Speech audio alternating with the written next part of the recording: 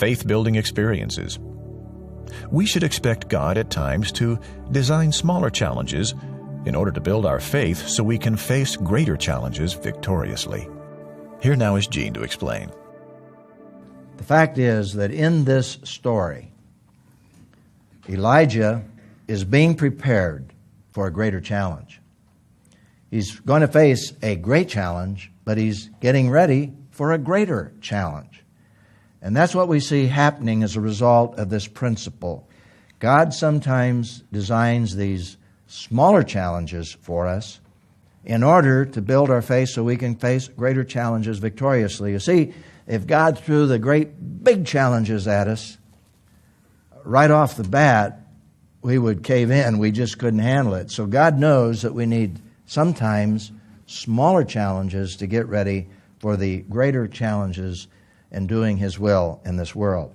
So let's go to 1 Kings 18, 1 and 2, and we'll review what's happening here and what's taking place in order to see how this principle is fleshed out in Elijah's life. We read, after a long time, and this is probably now over a year, maybe up to 2 years, after a long time, the word of the Lord came to Elijah in the third year. Now remember, it's going to be 3 years, over 3 years, before God is going to once again bring rain because of the judgment that Elijah prophesied and pronounced on Ahab and on Israel.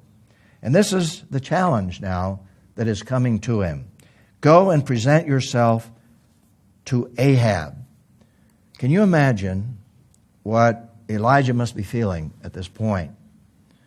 Because Ahab had put out an all-points alert over this period of time, looking for him, wanting to capture him because of this prophecy and what was happening as there was no rain, because the animals were dying everywhere, things were just getting terribly dry, like the desert was getting drier. And so it was a significant crisis. But notice, here's what the Lord said at this point to Elijah. I will send rain on the surface of the land. The time has come. But he said, I want you to go and present yourself to Ahab. Now that's going to be a challenge right there. So Elijah went to present himself to Ahab, and the famine was severe in Samaria. And because of that severity of that famine, and because Ahab was already looking to take his life, can you imagine the fear that came over him when he said, now I want you to go. March in and once again in the presence of Ahab and present yourself. Well, as you look back over this story that's unfolding for us, we actually see God's faith-building curriculum, and I want to review that for you. First of all, it began with a call to issue a prophetic message to King Ahab. That in itself was a tremendous faith-building experience, to go into the presence of that pagan king.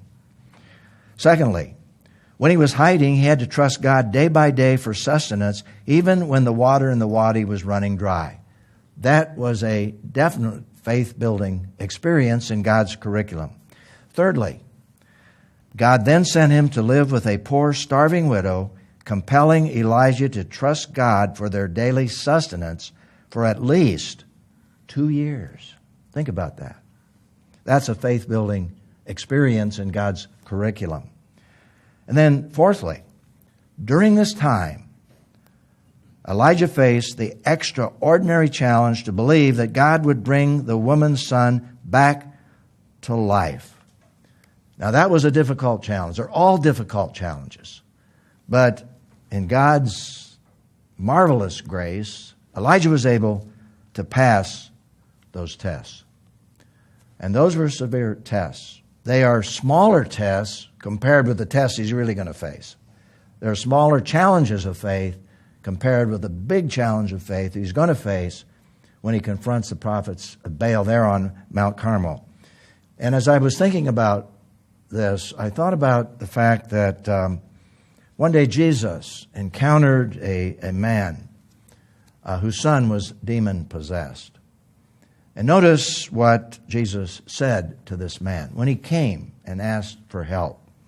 Then Jesus said to him, If you can, everything is possible to the one who believes. Now, this man was struggling with his faith.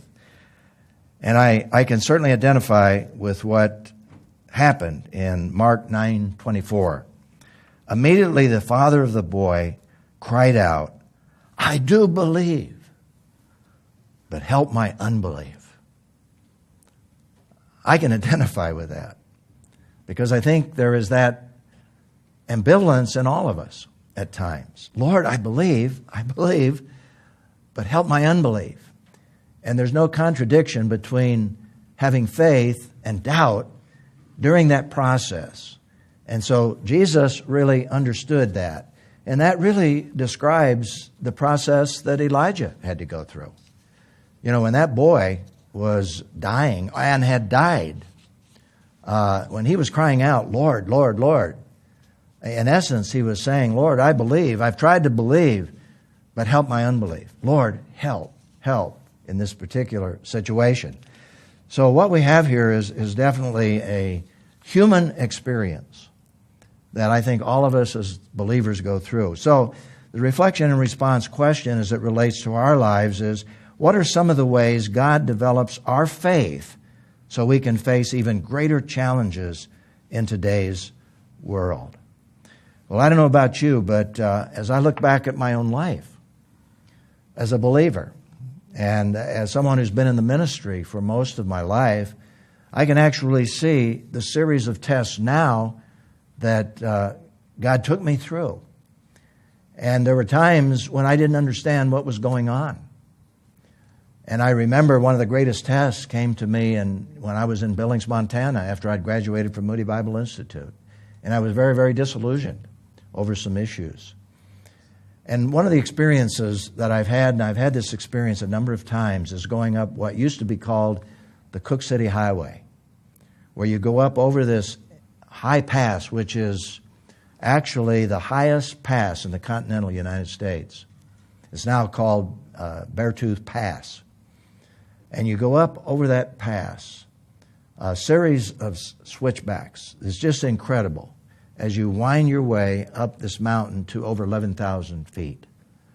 And there are times when you can't see where you're going, and you can't even look back and see where you came from as you're going up these switchbacks. But there comes a place where you reach almost the summit, and you come out and you look back, and you can see every switchback. You can see absolutely every place that you had been, coming up the valley and looking back. And to me, as I experienced that, was as I was watching that, in a sense, unfold in my own life, to see that series of switchbacks I was going through, not at times knowing what in the world is happening. Where is this going? Sometimes getting a little glimpse backward, but then to come to a place in your life where you can look back and you see all the switchbacks and you see a pattern. And I think there was a time in Elijah's life where he had to see this. He looked back and he could see the pattern. But there were times when he just couldn't. He had to take a step of faith. And I think God oftentimes leads all of us through that kind of process. I couldn't see what lay ahead for me. I couldn't see that God was preparing me to teach at Moody Bible Institute, eventually, the place where I graduated, and to actually become a professor there at the college level when I was 23 years old. And I look back at that and I see, how could that be? But God was preparing me for that. And I firmly believe if I hadn't passed the tests along the way, I wouldn't have been ready. That door probably wouldn't have opened for me. I was ready at times in my disillusionment to go back to the farm, just to go back and just get away from working with people. I'd rather work with cows or animals. At least they're predictable. They kick you, but you can get out of the way. You know, you can read their behavior. With people, a whole different situation. But I had to pass a test. And I believe that God, of course, obviously knew that from Moody I'd come to Dallas Seminary to teach. If I hadn't passed the test at Moody, I wouldn't have been ready to go to teach at the seminary level, the graduate level, and then to prepare me for the church planting experiences I've had over the years. And believe me, there have been some really tough switchbacks in church planting where I couldn't see what lay ahead. And I could not see what was behind even. I was in the darkness, and I just had to trust the Lord.